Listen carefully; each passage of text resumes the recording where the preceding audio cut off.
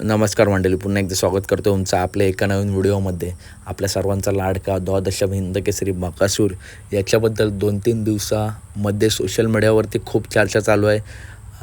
पुसेगाव हिंद केसरी मैदान चांगल्या आयोजनात पार पडलं. या मैदानाचं एक नंबरची मानकरी जोडी ठरली.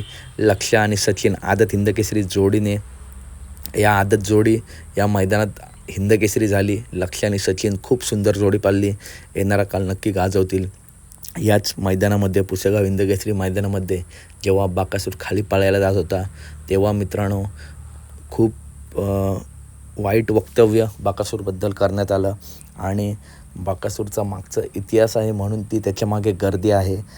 रुस्तम हिंद केसरी मैदान असेल, पुसेगाव हिंद केसरी मैदान असेल, सरदार भापकर केसरी मैदान असेल, पेडगाव हिंद केसरी सलग 2 दिवस पळून आदतमध्ये आणि ओपनमध्ये 1 नंबर करणारा हाच तो बकासूर. त्याच्यामुळे बकासूरबद्दल हे वक्तव्य खूप चुकीचं केलं आहे. ज्याने कोणी हे वक्तव्य केलं आहे त्यांनी माफी मागितली पाहिजे. कारण या वाघाने बैलगाडी क्षेत्रामध्ये या लोकांचं प्रेम कमावलं आहे. त्याच्यामुळे त्याच्यामागे खूप गर्दी आहे. आणि मित्रांनो, जी बोलण्याची टोन होती ती खरोखर चुकीची होती. त्याच्यामुळे ज्याने कोणी हे वक्तव्य केलं आहे त्यांनी खरंच माफी मागितली पाहिजे. कारण या वाघाने अखंड महाराष्ट्राच्या बैलगाडा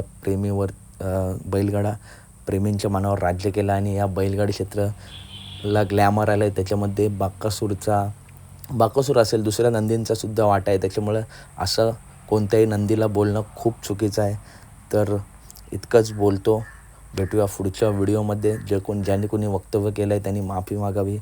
धन्यवाद.